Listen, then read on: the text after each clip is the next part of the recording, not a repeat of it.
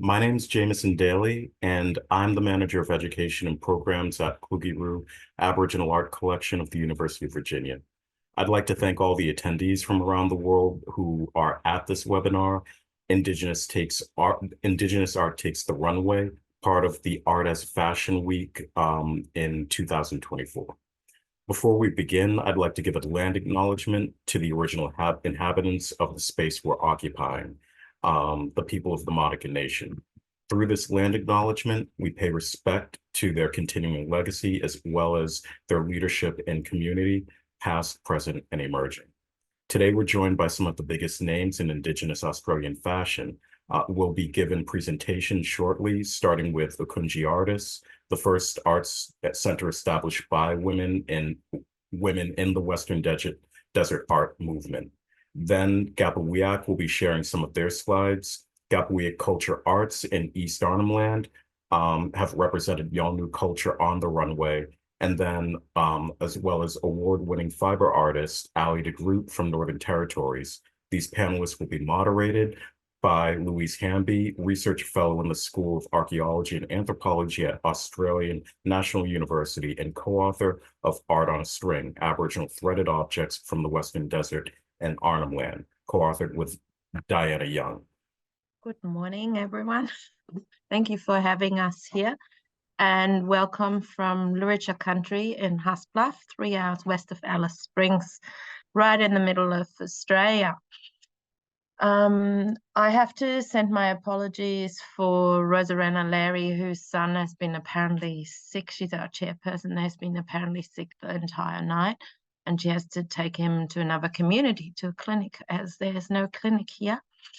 And our other artist who was going to attend cannot leave. Sorry, Cam.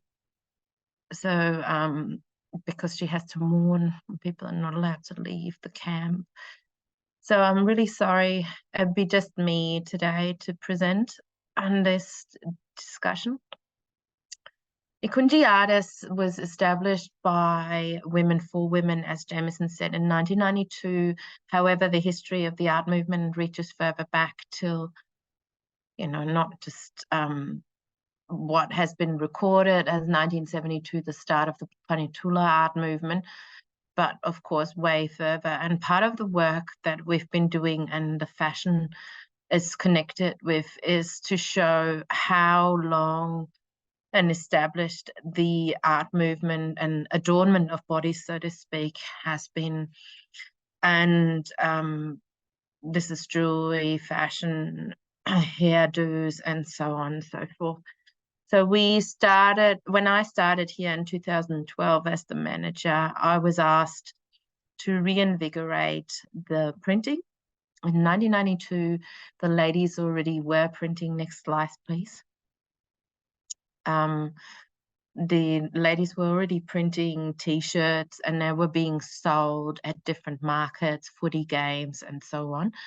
And when I started here, I was asked if we can start doing T-shirt printing again. So we had the first workshop with Timothy Grocott and started selling the T-shirts then 2017. They became a really quick success, and we were approached then, next slide please, by Magpie Goose, and who were at the time a non-Indigenous brand. Now they've been rolled over to Indigenous owners, but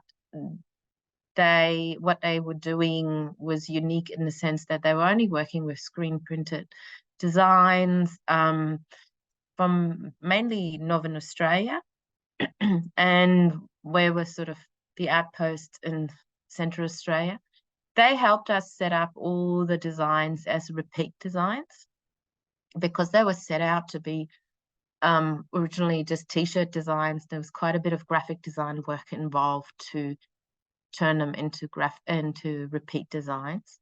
And this collection was then launched in 2019, and it was in fact the last collection of the previous owners, and was so successful it was 4 times reprinted.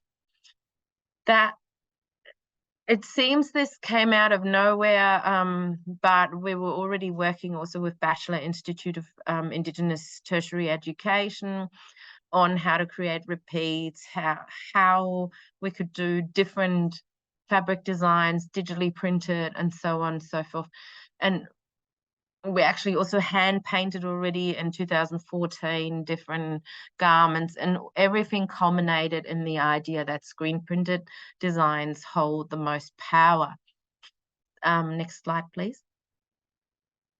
So after this was such a success, the artists really wanted to create their own first full lengths of fabric. So we got another grant from the Department of Business in Northern Territory to run a workshop for the first full lengths of fabrics. And that also included training up different art workers to be able to print on site. We're very limited when it comes to that. As you can see on the left, there are only 2 little tables. That's all we've got till today. And they're only 1.6 meters wide and 2.4 meters long, which means we still do run for every new design what we call a strike off, but then also we do a test run that we keep here, and we do almost annually bespoke fabric exhibitions in Alice Springs, where one-off designs on specialized fabrics like khadi silk and so on are exhibited. But the fabrics you can buy online from us are now all, please, next slide, are all done with Publisher. Publisher is our printer, and in Sydney, they all print by hand. And part of what we do with them is also create a collection. The first collection started in 2020, and it's been ongoing that new designs are being added, new garments are being added, and it's all Australian made, handmade, and yeah, from printing to design from us, and then the sewing. The capacity of the art centre is not that we can sew anything on country. We've got 100 artists and about up to 65 employees throughout the year for all the projects that we run. And the art centre doesn't have at its sole focus the fashion. Fashion is just one aspect of what we do. So through the partnerships that we've built, like with Publisher, who's our printer, we've been able to create these different collections. Next slide, please. The next project that we did to kind of show people how the different fabrics can be used, what you can do with it, and also overcome what we've heard a lot of people have, a fear of dealing with this fabric, because it is sometimes, to buy a silk, for example, is quite costly. What we did, we put out an EOI and asked people to submit what they would want to do with a fabric. So for example, in the photo on the left is by the maker. She's wearing what she came up with. The project was called Frock On. It went over 2 years and had a total of over 60 participants. We offered participants, when they came up with an idea, such as here with this combination as an air hostess, that they could then take their own photos, and we also created digital runway shows. What happened with the garment in the middle, whose work Alice Sutton, whose work is also part of the pop-up at Kluge-Ruhe, is that it was then featured in various magazines and on runways. So this in the middle, that is actually that's a runway, that's a magazine cover. Next slide, please. So Frock On went over 2 years. And next slide, please. Frock On garments were then chosen to be featured at the FNFD, First Nation Fashion Design Australian Fashion Week in May 2022. And it was one of the closing shows for the entire Fashion Week, but also our collection was one of the closing ones. And it became really famous. Celeste Barber and various, various celebrities then wearing it. This also, at the same time, led to us being able to show in Dublin, London, and Paris, so at various shows. Next slide, please. And the artists being able to go over and to Paris and attend the Paris fashion show. Next slide, please. After all these various fashion shows, we were able last year, through the generous support of Creative Australia, to put together our own fashion show at Australian Fashion Week. And it was the first Indigenous Arts Centre. We were the first Indigenous Arts Centre to have a solo fashion show at Australian Fashion Week. And it was all curated, put together by creative director, Gomeroi creative director Anastasia Cashin. Next slide, please. And you can see it was 25 looks in total, had a standing ovation. Next slide, please. Some of these garments you've seen in all media across Australia. So from the federal minister on the left, Linda Burney, wearing it, to the Australian welcoming of the new year at the Opera House on the second on the right, Akala Newman concert, and Barker on last year's concert at Opera House on the left. Next slide, please. So the last two shows we had were in New York, the most recent one in February, and previously in New Zealand's Fashion Week. We were the first ones in both shows to show an art centre collection. And we are constantly being offered new opportunities to further the reach of Ikuntji artists' fashion across the world. One of the key aspects of what we do, and as you can see, is that, as I said, the artists don't make the garments. We partner with a lot of different makers to create a great variety of wearable art made out of Ikuntji fabrics. Thank you.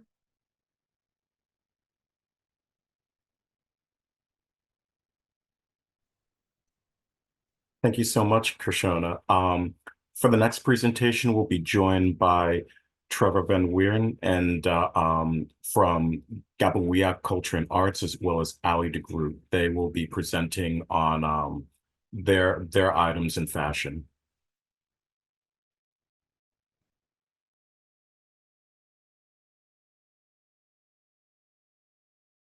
Hello, everybody. My name's Trevor. I run the Gapuwiyak Culture and Arts Corporation here in Gapuwiyak, which is on Yolngu country in the very northern part of Australia in the tropics. We're still getting rain. It's the end of our wet season here. I'm presenting with Leonie Goyala next to me, who's an arts worker, and I can see Aly de Groot there, who's collaborated with us previously. Just by way of introduction, the Yolngu who live in this area have been here for 40,000, 60,000, however many years. Next slide, please. This is a photograph taken in the mid-1930s. We've only in the last few years been able to get good access to this collection of photographs that were taken by Donald Thompson, who came to East Arnhem Land, and he took these amazing photographs of people. This particular one is people out gathering vegetable food. At the Art Centre, we looked at these photographs, shared them with the artists, and we talked about how we could copy some of these patterns, which maybe were starting to be lost, and find out and discuss about their uses and bring back the past back into the present, which was really what kicked off our fashion our forays into fashion. Next slide, please. So this is two of our artists who responded to the photographs and using their already advanced techniques and dyeing methods responded to the photographs by making these items, which got everybody pretty excited. And we managed to find some funding and connected up with Aly de Groot. Next slide, please. Who came to Gapuwiyak and started these workshops. So maybe I'll hand over to Aly. Thanks, Trevor, and hello, everybody. Thanks for having me today and allowing me to share this beautiful story. Yeah, so I was invited by Trevor and the artists at Gapuwiyak to work with them. Initially, the idea was that we would have a women's weaving wellness workshop series, and we started off by having conversations through Zoom like this. And yeah, about the same time as these conversations had started, that's when these beautiful photos from Donald Thompson had been returned to the community. And so we started talking about, you know, maybe we could work on a fashion collection, which I've done previously with another art centre, Diliakwa Arts. And so we were, you know, getting excited about the idea of fashion. And yeah, so the plan was when I came there for the 2-week workshop that we would we'd work on a collection, which we did. So in the first slide on the left is everybody together with pandanus.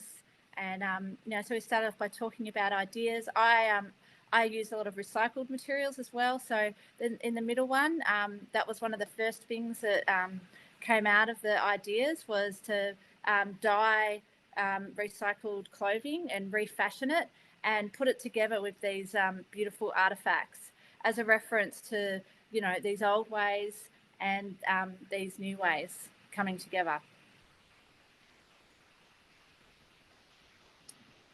Next slide. Next slide.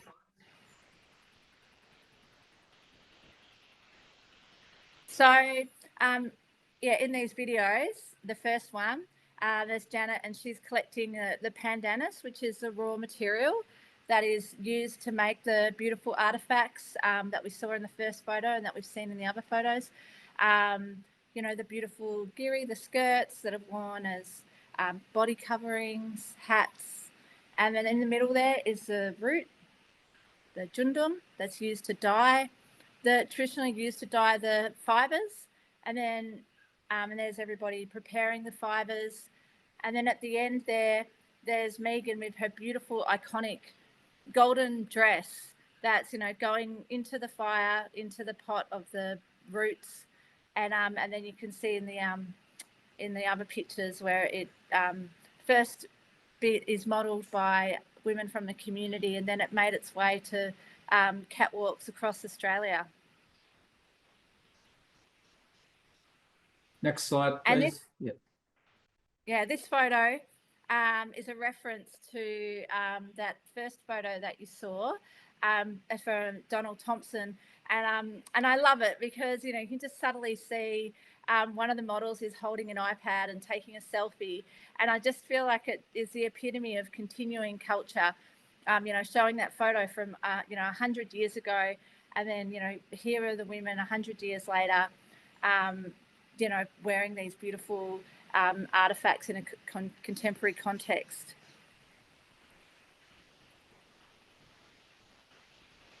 Yeah, so there's Megan's beautiful dress on the catwalk at the there's an annual fashion show as part of the Darwin Aboriginal Art Fair called Country to Couture.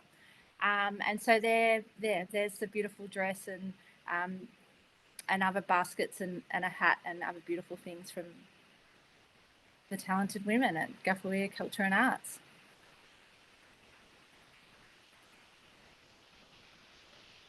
There's Leonie, our arts worker, doing some fashion work at the Darwin Art Fair, also wearing her sister's dress. straight after Darwin, the Melbourne Fashion Week wanted to show the collection down there, and that's where it went. One of the things we've been challenged by is where's the money in fashion?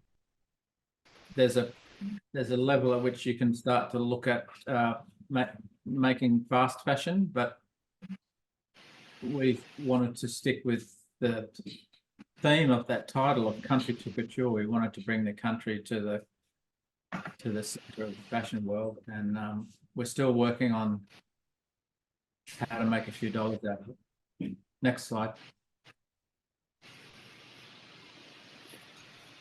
Yeah, I just want to expand on what Trevor says about, you know, the sustainability of this collection, and, you know, of the work that the weavers are doing. You know, it's just so special and unique because, you know, the fibers are coming from the earth. It's the epitome of slow fashion, and you know, really there's nothing like it. That these fibers are stripped by the hand, and then they're, you know, dyed with roots from the earth, and then, you know, adorn the body.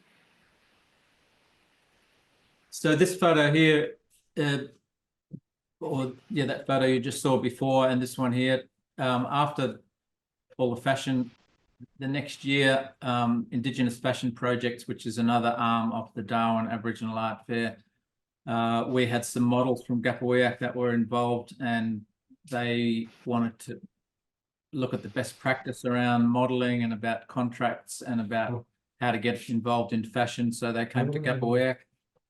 And then the last slide is one of the models, Roman, doing, so we had a runway in our own community, and some of the older guys dressed up in traditional ceremonial paint and carried spears and walked each person onto the runway, and everyone felt very proud and empowered by the whole experience. I think our time might be up there. Thank you. Thank you.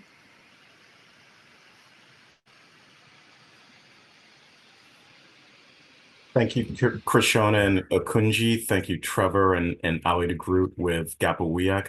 We'll now be joined by Louise Hamby, who will be moderating this panel. But before we go on with that, I just want to make a quick mention that we will have a Q&A session, and you can enter your questions into the chat within Zoom, and we'll get to a select few at the end that that Louise and the rest of the panelists will address. So I'm going to hand it over to Louise now, and as well as the rest of the panelists who will engage in some questions that Louise has about fashion. Thank you very much. I'm very happy to join in this conversation from Canberra.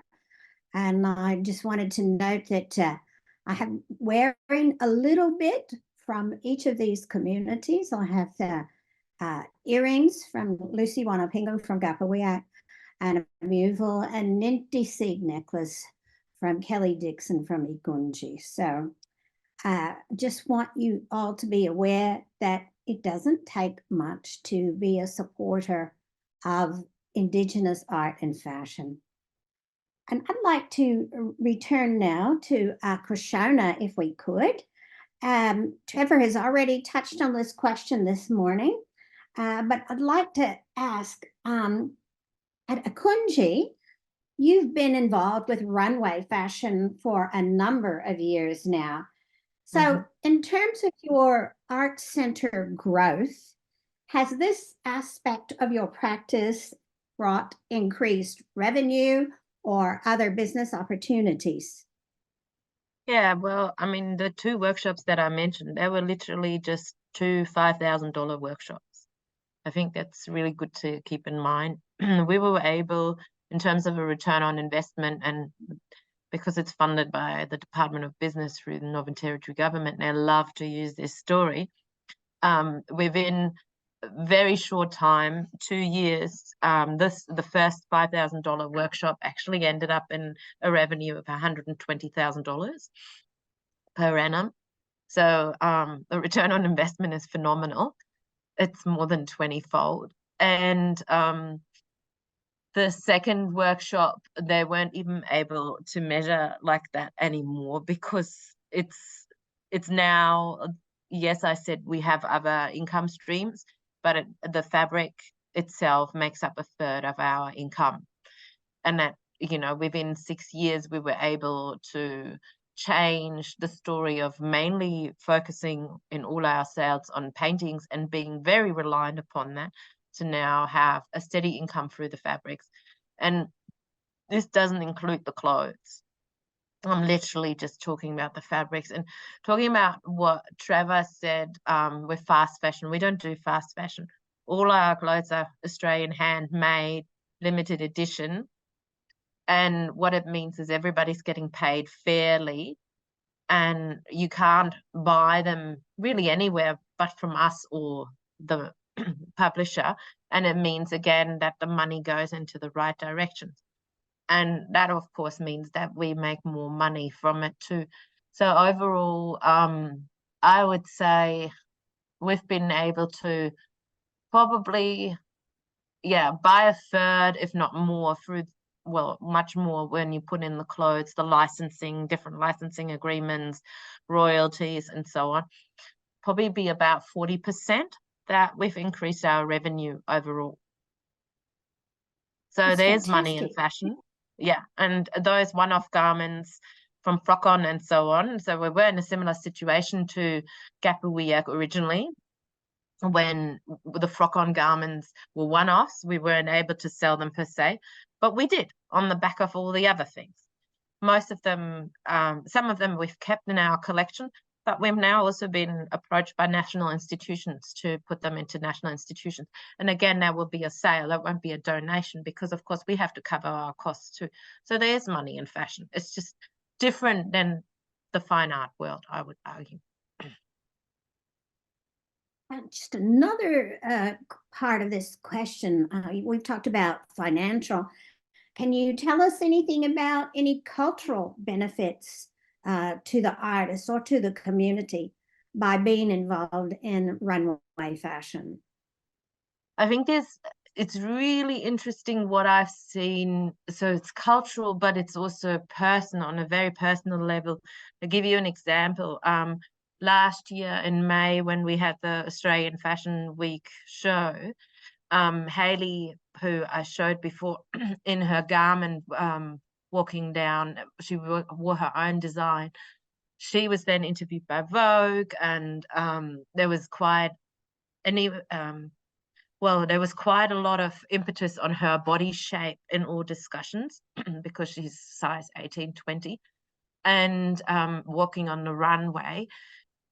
What it did for her being on the runway, coming from a remote Aboriginal community, feeling seen, feeling beautiful, that instilled a sense of pride that she said she wouldn't have been able to have if she'd worn other garments. She was then also hired to walk on the Melbourne Fashion Week runway, again in her own garments, but also from other Indigenous designers. So she's one example. The other one is little Cheryl Dean, who's been working with us from the first photo shoot. She was only 13 back then. She was also in the on the runway last year in Sydney. And we were all standing at the back, and everybody was fine going out. All community was waiting at the back, and Cheryl Dean walked on, and she was wearing her great-grandmother's design, and we all instantaneously, including myself, started crying. It was talking about culture and what it did to the culture of the community. It is incredible to be able to, and this was amplified by the interview that Kelly then gave to Vogue, where they said to her, what did it do? What happened on that runway? And she said, you saw this in the photo, she said, you saw our hands empty. There was no, when you white fellas looked at us, she said, there was no one walking between us. But what we did is we were all holding our ancestors' hands, and they were walking down that runway with us. And they were holding us and keeping us strong and pushing this art movement forward. So for her and for everybody else, and again, everybody was crying when she was saying this, for her, it was those old ladies who set up this art center, but also their ancestors. and 40,000, 60,000 years of ancestors here that are holding them to make this fashion so famous around the world. Wow, thank you. Trevor, I'd like to ask you these same questions. You have spoken to us briefly about any sort of financial return, but can you at least give us some information about the cultural benefits, which I think you have hinted at in your presentation of being involved with runway fashion? Yes, so just on the financial side of things, we did get a bit of interest from a museum about acquiring some of the collection and then the whole collection, and then we didn't hear any more. But I think some of the, well, most of the looks that we have are like an artwork in themselves. They're not, maybe it's not something you might choose to buy to go to the opera wearing. I'm not sure. We're still navigating that pathway. And there's also we did win an award for adornment, which is, you know, baskets, bags, earrings, that kind of thing, which is probably one of our main selling items. So possibly the extra coverage has given us more sales in that area. In relation to the cultural side, I think there's a lot of people that are pretty happy about the younger generation getting involved in modelling.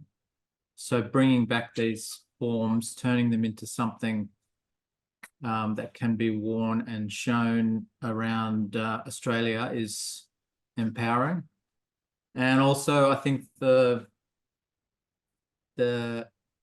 techniques, especially around the twining, the original technique of weaving that Yolngu used before the missions came, you know, people are pretty proud to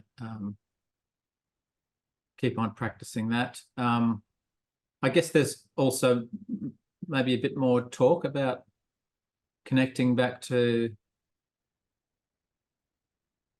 the past, and I guess feeling relieved that there's an opportunity to tap into the next generation through the fashion.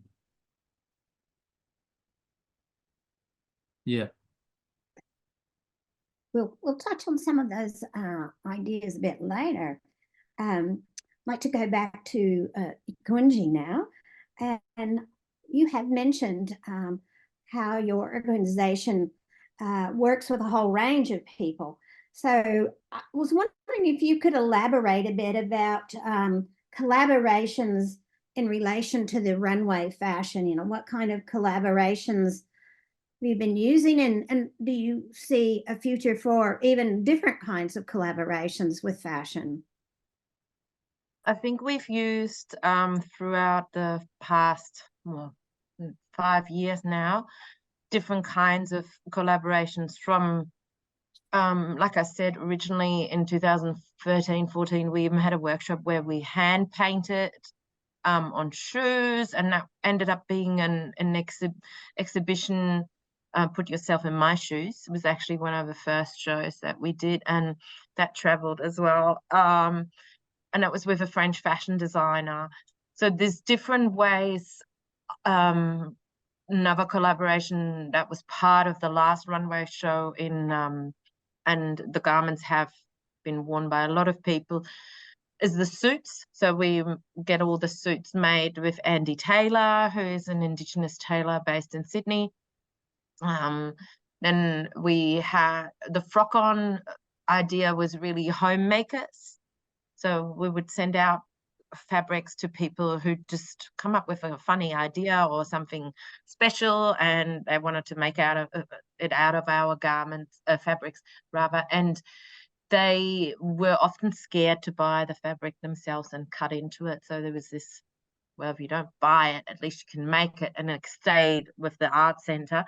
to do whatever with it. So what we've learned though, and this was a really steep learning curve, and I think something that not many art centers have done, because we've tried out so many different forms of collaborations, is the limitations of them, I would say. So, you know, there's the one thing that everybody does in the art world is get your design licensed, and that goes through Copyright Australia, and it's this really neat and tidy process, and you know, artist's name is on it, and it's always whatever, the brand is like Magpie Goose x Ikuntji, it's easy. But if you do what we've been doing, where we've been working with a range of makers, with a range of artists, with a range of different designers and so on, it becomes really blurred. And I guess, you know, moving into the future with all this, I think the ideal world would be to find someone who's got similar ideas about how to work ethically within Indigenous arts. And I mean, I guess what you have at Gapuwiyak with Aly is an incredible relationship, and it always depends on those relationships to make something really great happen. And you know, some of those relationships we had were also really great, and some were really distant. It depends, you know, some are really close, but if one person only makes one garment, then of course it's not the same. And in the majority of cases, it's not like you've got at Gapuwiyak that someone's come out here. So they don't really understand what it is, what is Ikuntji. They just bring their take on the fabric. So, you know, I think this is part of what brought the last fashion show together and made it so beautiful, was because we had then, as an overall statement, putting it all together, our creative director who had spent time at Ikuntji. But I guess, you know, talking about what would be the future, yeah, finding a right fit. And to be honest, from everybody I've talked to who's been working in this field, it's very hard. It's one of the hardest things to do, to find someone who understands the money story, the you know, the impetus that it needs, the time frames, etc., to navigate. It's almost like, I guess, as a future thing, one would need a replication of myself or Trevor or any art center manager just to do this as in the fashion world. Yes. Thank you. Now, Trevor, I'd like to bring you and Aly in on this discussion, because we actually have a collaborator in the form of Aly working with Trevor. So maybe if both of you would like to just hint a little bit about what you might see about the future in collaboration in terms of fashion, because for Gapuwiyak, this is a relatively new thing, whereas at Hasp Life, they've been doing this for a while, and it's interesting to get the different perspectives. So I'll turn it over to you two.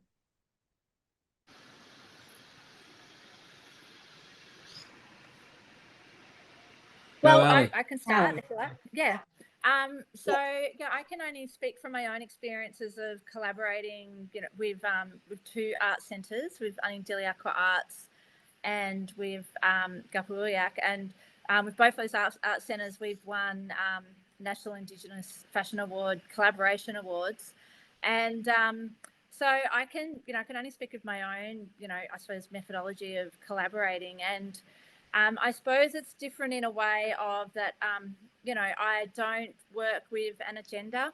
I work with, you know, really listening to the artists and what they want to do. And, you know, I think that's important, and that's maybe not how, you know, especially when it comes to like bigger businesses, they might have, you know, certain outcomes or agendas that they want. So really, I just approach it with, you know, a sense of curiosity and play, and, you know, respecting the artist for, you know, the skills and the stories and, you know, what they bring to it, and, you know, teasing those stories out in, you know, in fun ways.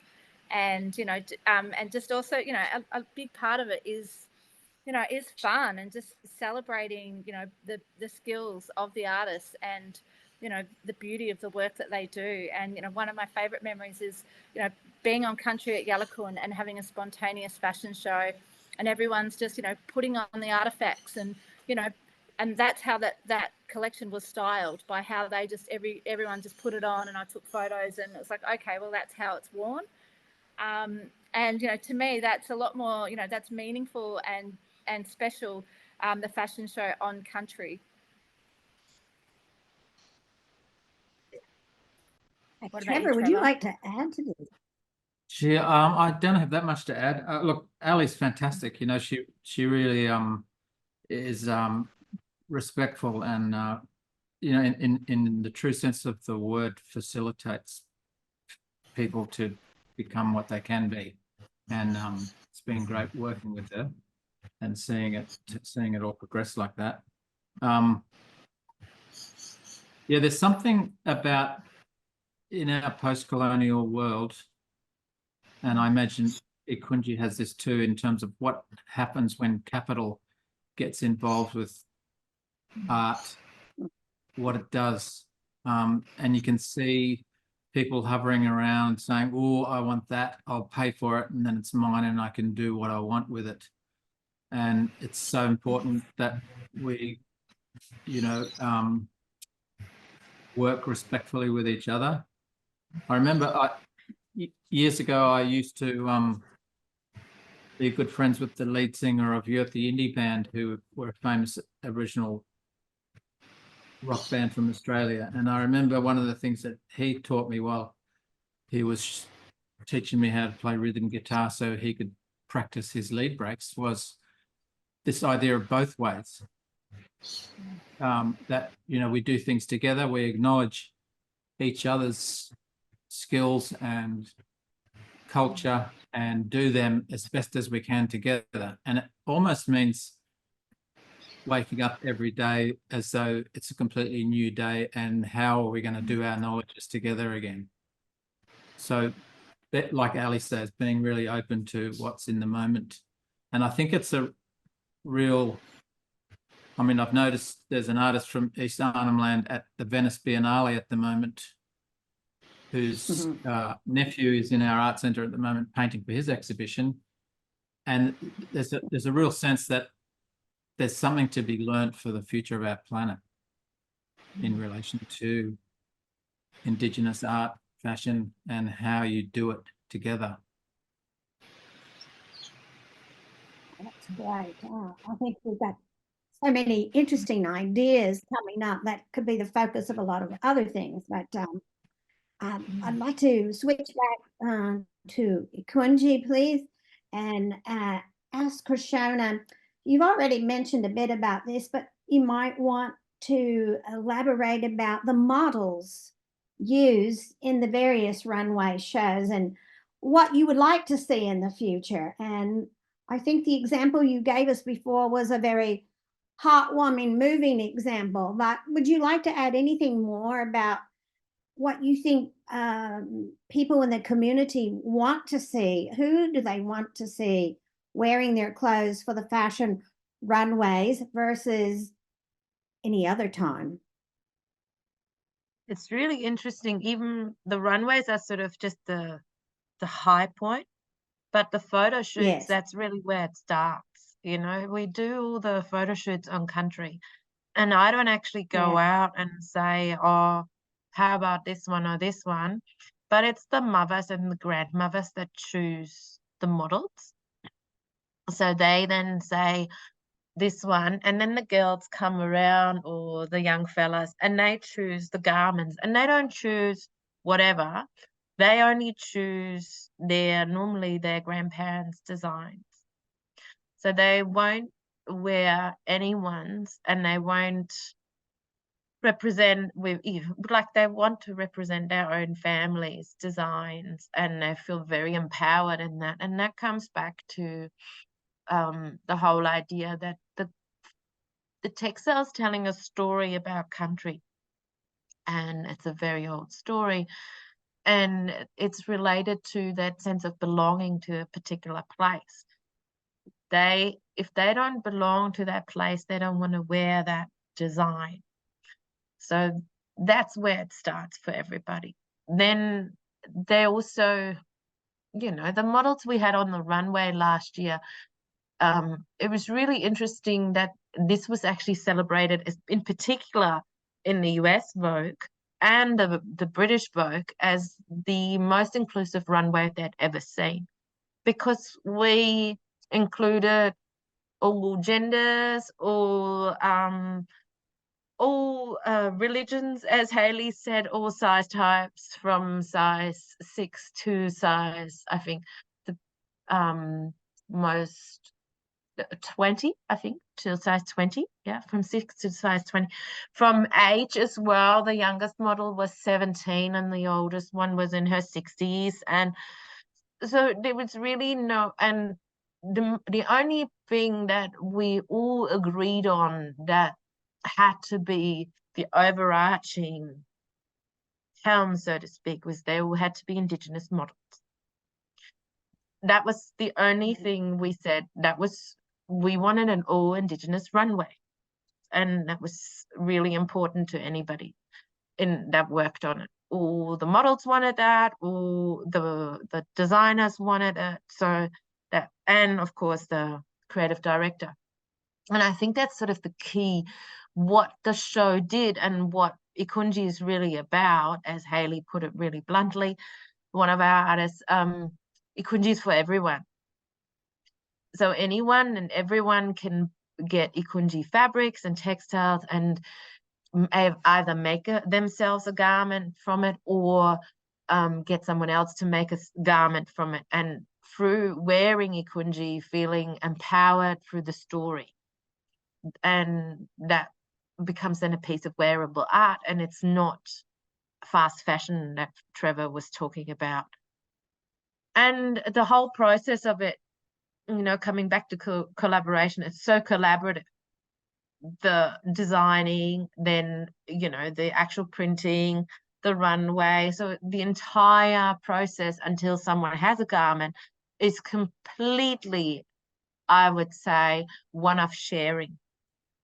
It's through that process of sharing the knowledge, sharing a story, sharing with each other. That's the way that the Art Centre has been able to grow. And that's actually the entire slogan of the Art Centre, Witira Kanila, work together to make it strong. Thank you. Trevor and Aly, I'd also like to ask you about models. In particular, you've given us a few images of some models from Gapuwiyak itself. But would you like to talk about the models that you would like to see in runways, and what about people in the community? What do they want to see on the runway and around town in the shop?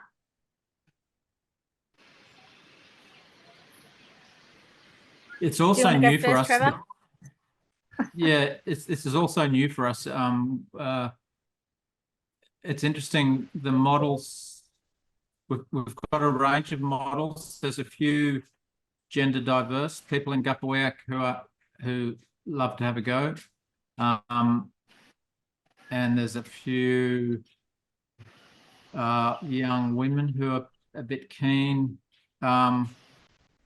There's a term in Yongomata called gabale, which is somebody who's a bit of a joker and somebody who's a bit of a show-off in public.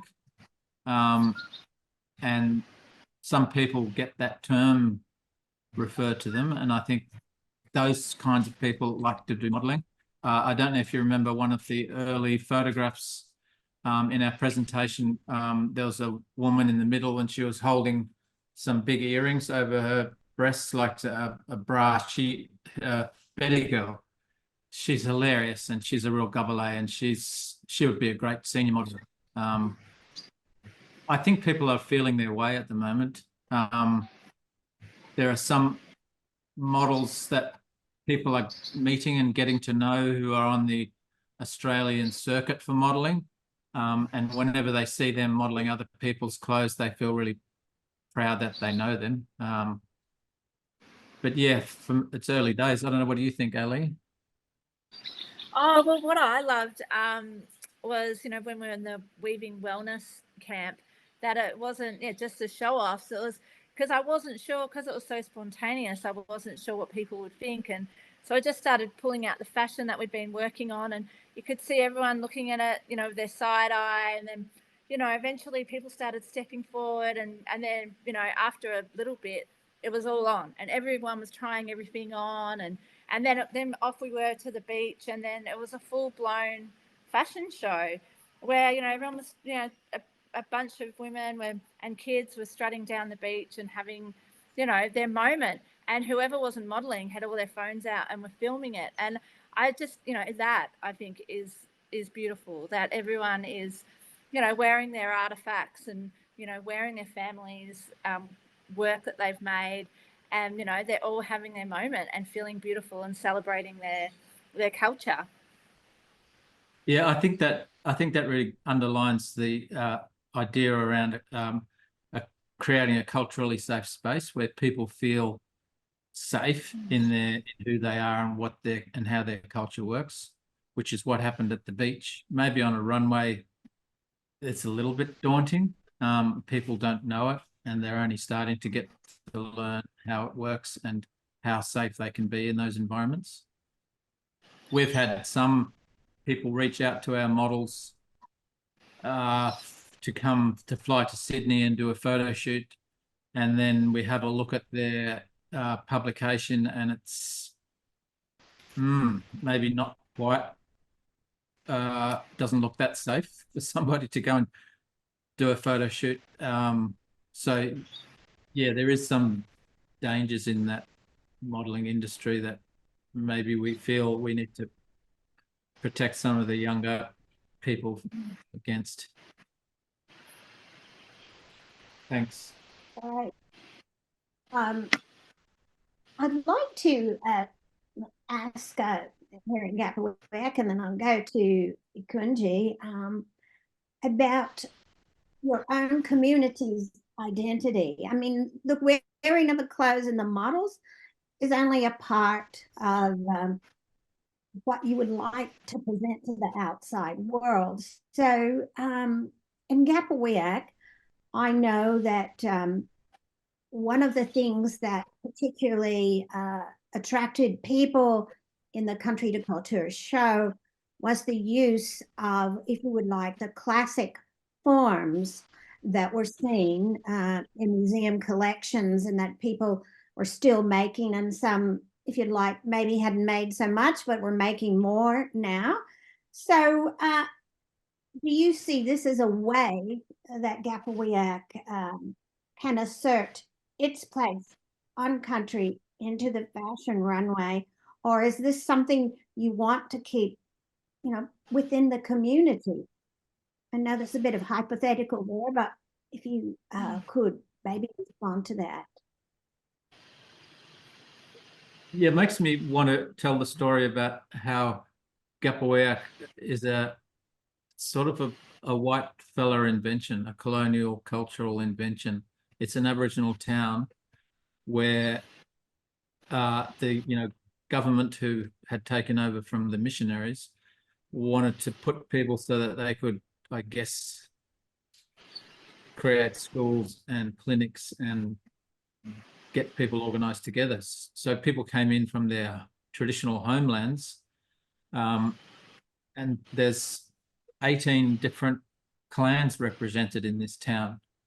So some people say, oh, you live on community. I'm always keen to say, well, I live in an Aboriginal town and it's made up of a lot of communities.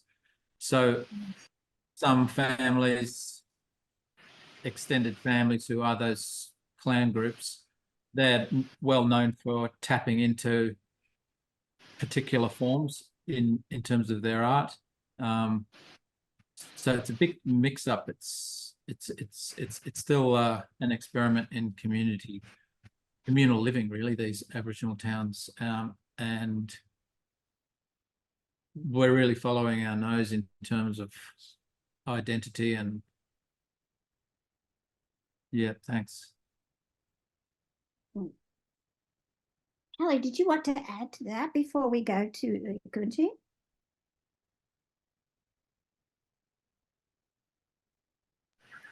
No, I don't really have anything to add to that. Oh, thank you. I would like now to go back to the Central Desert. I think one thing that Trevor has pointed out about Gapuwiyak itself is not one group of people. It's a whole range of people, and they come from different homelands, and some people are exactly from that area. And I think for our audiences, we need to be reminded that, for example, Gapuwiyak and Haasbluff are like so far apart from each other in terms of distance, climate, people. So I'd like, if you could, Krishana, just to talk a little bit about, you know, the identity of the place where you're living and working, and also just a little bit about the printed fabrics and the designs on them, because I feel from watching quite a few runways now, the printed fabrics are the things that people, you know, that they're like go to as a magnet from Ikuntji. So maybe you speak a little bit about the fabrics and the stories for us. So just in terms of how is Ikuntji different to Gapuwiyak, I don't know if it's that different. I think there's a similarity in terms of, you know, how the government brought communities together. But historically, Haasbluff was settled here because this area has been used as a gathering point for Aboriginal people for over 40,000 years. So it's not like other towns in the desert that were just, oh, there's a bore. it's a natural spring here. There's mainly two families that live here, and they have lots of different in-laws that they've brought in. So they're married with people from other communities. But yeah, the majority of the people here are just two families. So the community is only 150 people, very small. And yeah, lots of connections up to, well, some of them go up to Tiwi Islands and Catherine, and some of them go all the way down to South Australia. How the printed fabric's different to come to your other question, to other designs.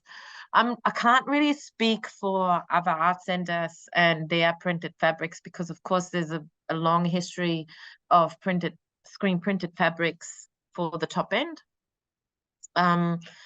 I think what's different about Ikuntji is the colors that have been chosen, but also the boldness of the design. So the history of Ikuntji is very much linked to strong mark making, and some of the designs, if you look at them very closely, they actually remind us of body paintings and drawings in the sand. So it's very painterly what the artists have created, and I think that's a strong point of difference to what everybody knows, especially from the top end in terms of designs. The top end designs can, as far as I know, can be up to 6 screens, so they can be very delicate and intricate, whereas most of our designs probably stop at 2 or 3, maximum 3 screens. So much bolder, much yeah, much more simple in that sense in comparison. Yeah. Why people are drawn? Well, I think it's the beauty of the colors and the strong stories. All the artists would say it's the strong stories. All right. I would like to thank all of our participants today. I think we've learned a lot and perhaps raised a lot of questions that we might hear from some of the people in the audience later. So I'll turn things back over to Jameson. So thank you. Thank you so much, Louise, and the rest of the panelists, Ikuntji Arts, Gapuwiyak Culture and Arts, and Aly de Groot. This has been such an engaging talk. Everybody have a good evening or a good morning, depending on where you are. And thank you once again.